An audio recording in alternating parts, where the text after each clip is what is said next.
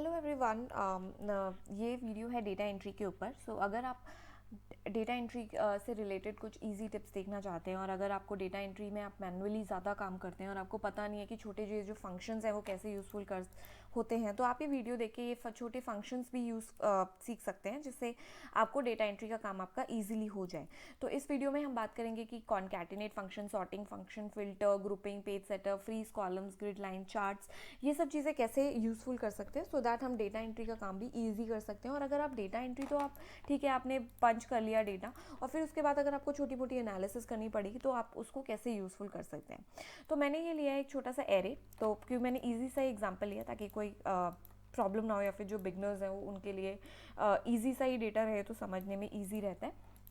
तो for example मेरे पास ये डेटा है और मुझे ये सारे फंक्शंस अप्लाई करने हैं। ठीक है, कुछ लोग क्या करते हैं 1 2 3 4 मैनुअली टाइप करते हैं। अगर कोई भी डेटा लिख रहे हैं तो आपको मैनुअली टाइप ना करके, जैसे अगर आप 6 के बाद आपको 7 लिखना है, 8 लिखना है, कुछ लोग क्या करते हैं मैनुअली टाइप करते हैं। तो मैनुअली टाइप ना करके आपको क्या करना है, जैसे आपको 6 के बाद 7 8 9 लिखना है, यहाँ पे आपने लगा इक्वल्स टू, इसको सिलेक्ट किया, +1 करा, ये हो गया। और फिर आपको क्या करना है Ctrl+C, और आगे आपको जितना भी चाहिए आप करो Ctrl+V। ठीक है, उसको ड्रैग कर दो तो आपका ये डेटा ऑलरेडी पॉपुलेट हो गया, आपको मैनुअली एक एक लाइन लिखने की ज़रूरत नहीं है। ठीक है, नेक्स्ट इज कॉन्कैटिनेट फंक्शन। तो कॉन्कैटिनेट फंक्शन होता है कि आपको दो कॉलम्स को, कितने भी कॉलम्स को आपको मर्ज करना है तो आपको वो फंक्शन यूज़ करना होता है। फॉर एग्जांपल मेरे को फर्स्ट नेम और सेकंड नेम मर्ज करना है, तो मैंने यहाँ पे इक्वल्स टू किया, मैंने इस फंक्शन को लगाया एंड देन मैंने एम्परसेंड साइन लगाया एंड देन मैंने इसको सिलेक्ट कर लिया, ये हो गया। अब ये मेरा कॉन्कैटिनेट मर्ज तो हो गया, बट ऑब्वियसली मेरा स्पेस नहीं आया बीच में। तो मैंने क्या किया, इसको सिलेक्ट किया, यहाँ पे ये आपको लगा देना है double commas and then space bar, double commas and then आपको दोबारा से एम्परसेंड साइन लगा देना है और एंटर कर देना है। तो आपका ये स्पेस बार मतलब आपका ये मर्ज हो गया। तो ये होता है कॉन्कैटिनेट फंक्शन।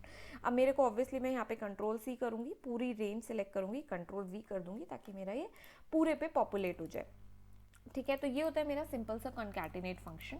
अब आते हैं सॉर्टिंग पे। अगर मेरे पास बहुत सारा डेटा है और मुझे सॉर्ट करना है, सॉर्ट मतलब दो तरह की सॉर्टिंग, या तो अल्फ़ाबेटिकली ऑर्डर में आपको सॉर्ट करना है, वो होगा आपका टेक्स्ट रेंज में, और अगर आपको सॉर्टिंग करनी है अमाउंट के बेसिस पे तो वो आपके सेल वैल्यूज़ के हिसाब से भी सॉर्टिंग हो सकती है।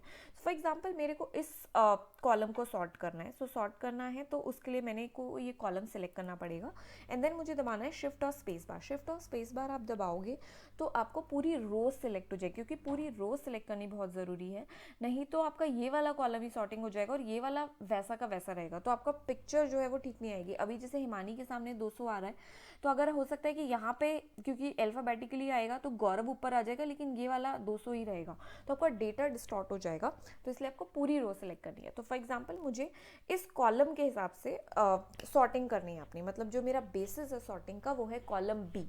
ठीक है, तो मैंने इसको सिलेक्ट किया, शिफ्ट और स्पेस बार दबाया एंड देन सॉर्ट असेंडिंग कर दो तो A to Z, और डिसेंडिंग करना है तो Z to A। मैंने ये सिलेक्ट करा तो मेरा ये आ गया। अब देखो मेरा गौरव और ये सब आ गया। अब देखो मेरा ये क्योंकि गौरव के सामने 6 आ रहा था तो ये मेरा 6 ही आ रहा है। ठीक है, ये 1 नहीं हुआ, तो मतलब मेरा पूरी रो एक साथ मूव हुई है, ऐसा नहीं कि सिर्फ एक ही कॉलम मेरा आगे पीछे हुआ है। ठीक है, तो अब ये मेरी सॉर्टिंग हो गई। अब नेक्स्ट सॉर्टिंग अगर मुझे देखना है अमाउंट के बेसिस पे, तो मैंने वही पूरा कॉलम सेलेक्ट करो, शिफ्ट और स्पेस बार दबाओ, कस्टम सॉर्ट पे आ जाओ।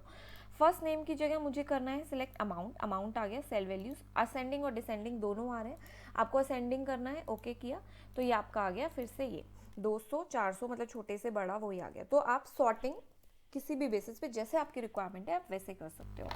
नाउ नेक्स्ट फंक्शन आता है आपका फिल्टर। फिल्टर बहुत इंपॉर्टेंट फंक्शन होता है। अगर आपके पास बहुत बड़ा एरे है, तो छोटा सा है, आपके पास बहुत बड़ा डेटा है, हज़ारों डेटा है और आपको देखना है कुछ सिलेक्ट करना है आउट ऑफ मैनी, तो आपको फिल्टर लगाना है। यहाँ पे फिल्टर लगाया, ठीक है, Alt+AT भी फिल्टर का शॉर्टकट होता है, Alt+AT।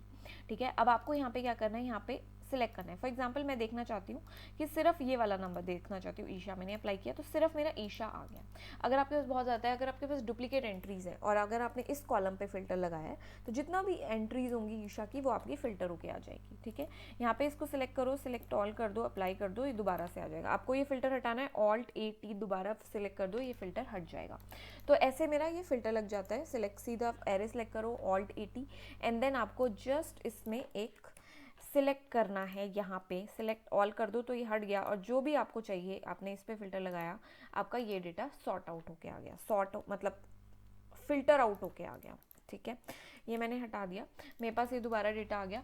अब नेक्स्ट आपका कौन सा फंक्शन है? नेक्स्ट फंक्शन है आपका ग्रुपिंग। वो भी बहुत इंपॉर्टेंट फंक्शन होता है। फॉर एग्जाम्पल आपको इन दोनों रो को, ये ऑलरेडी ग्रुप हो रखे हैं, मैं इसको अनग्रुप कर देती हूँ, अनग्रुप रो, ठीक है।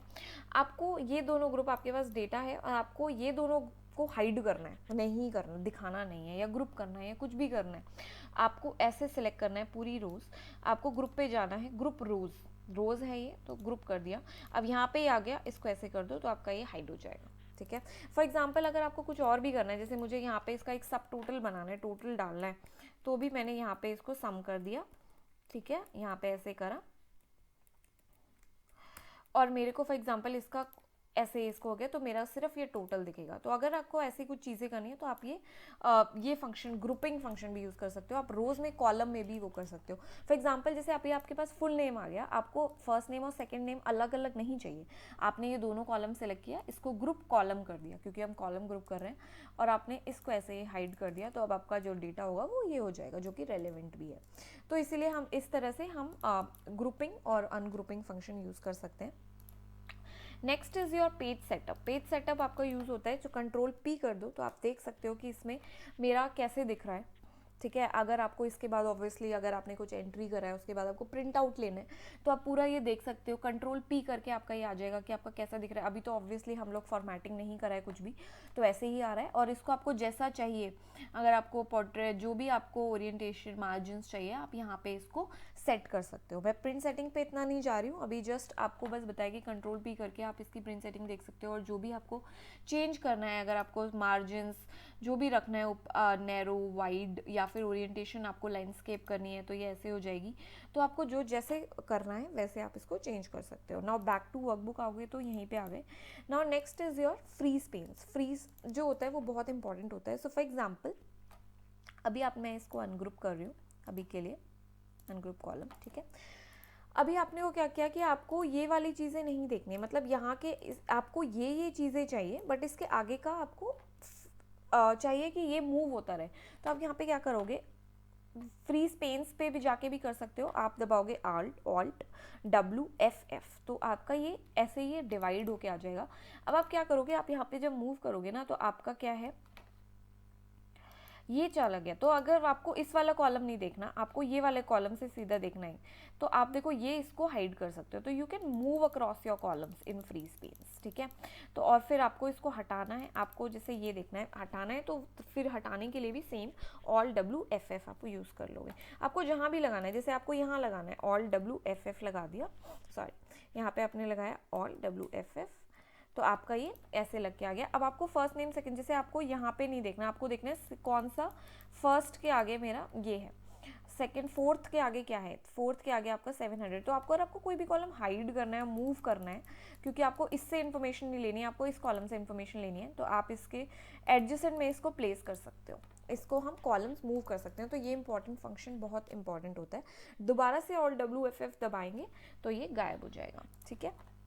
नाउ मेरा नेक्स्ट फंक्शन आता है ग्रिड लाइंस। ग्रिड लाइंस वैसे इतना इंपॉर्टेंट नहीं है, बट अगर जैसे कभी कभी आपने देखा होगा कि कुछ लोग होते हैं जो जिसमें ये ऐसे लाइंस आती हैं, किसमें नहीं आती हैं, तो आप सीधा व्यू में जाओ, आप ग्रिड लाइंस पे अगर अनटिक कर दोगे तो ये प्लेन पेपर आ जाएगा, प्लेन सेटअप आ जाएगा। इसको ग्रिड लाइंस पे आप दोबारा टिक कर दोगे तो आपके ये ऐसे लाइंस आ जाएंगी। तो अगर if you want to use, तो आप ये इसको यूज़ कर सकते हो। जूम इन एक फंक्शन है, अगर आपको कितना भी करना है, 25%, तो बहुत ईजी सी चीज़ें हैं, तो ये आप कर सकते हो। फ्री स्पैन्स जो मैं दिखा रही थी वो यहाँ पे भी दिखा रहे हैं, ये वाला फंक्शन होता है वो, इसका शॉर्टकट होता है WFF, ओके।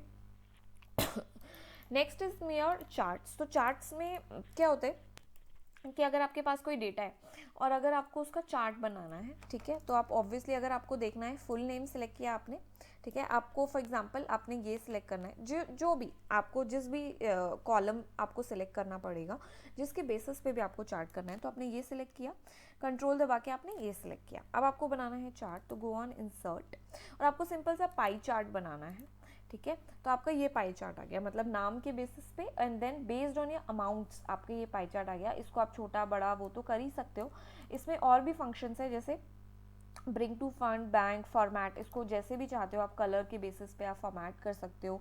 चार्ट टाइटल आप यहाँ पे डालो, तो आपका यहाँ पे चार्ट टाइटल आ जाएगा, जो भी आपको चार्ट टाइटल डालना है ये आपका चार्ट टाइटल है। इसमें आपको अमाउंट लिखा आ रहा है, आप इसको एडिट कर सकते हो, कुछ भी लिख सकते हो। यहाँ पे टाइटल पोजीशन आपको अभी अबव आ रही है, अगर आपको और कहीं जाना है तो वो आप सिलेक्ट कर सकते हो। बेसिकली ये सिंपल सा आप चार्ट, तो ये तो पाई चार्ट है, और भी कुछ भी अगर आपको इंसर्ट करना है, आपको लाइन चार्ट बनाना है तो आप लाइन चार्ट ऐसे करके, ये सिलेक्ट हो गया आपका, मतलब ऑब्वियसली आपको ये फॉर्मेट करना पड़ेगा।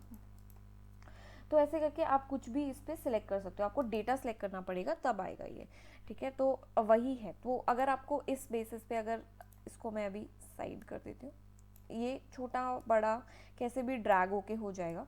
तो ये तो ऑब्वियसली बहुत, ये जो है बहुत बेसिक्स हैं और बहुत छोटी छोटी चीज़ें हैं, मतलब इतना ये कोई बहुत कॉम्प्लिकेटेड वीडियो नहीं है। ये तो मैं आपको जस्ट एक बिगिनर्स के लिए है, जिनको बिल्कुल कुछ नहीं आता एक्सेल में और जो सीखना चाहते हैं। सो मैं उनको एक आइडिया देना चाहती हूँ कि मतलब जस्ट सिलेक्ट द कॉलम्स और फिर उसमें आप इंसर्ट करके आप खुद से जो आपको चाहिए, पाई चार्ट चाहिए, बार चार्ट चाहिए, वो आप सिलेक्ट करो तो वो आपका आ जाएगा। धीरे धीरे आप इस पर राइट क्लिक करके आप इसको फॉर्मेट कर सकते हो। तो इस तरह का ये ऐसे चार्ट फंक्शन हो जाता है। तो बेसिकली अभी ये फंक्शंस हैं, ये फंक्शंस है जो डेटा एंट्री, तो ऑब्वियसली हमने एंटर कर दिया, टाइप कर दिया सीधा सीधा और मेरे पास आ गया। बट कुछ कुछ चीज़ें हैं जो हम, जैसे कॉन्कैटिनेट है और उस फंक्शन में सॉर्टिंग, फिल्टरिंग, जो कि बहुत यूज़फुल होती है, तो वो फंक्शंस हम ऐसे यूज़ कर सकते हैं उसको, और उसमें से अपनी रिक्वायरमेंट को ले सकते हैं। सो ये मैंने वीडियो बनाया फॉर बिगनर्स। आई होप आपको ये पसंद आया हो एंड आई होप ये आपके लिए यूज़फुल रहा हो। So please don't forget to subscribe the channel and like and share the video if it is useful to you. Thank you.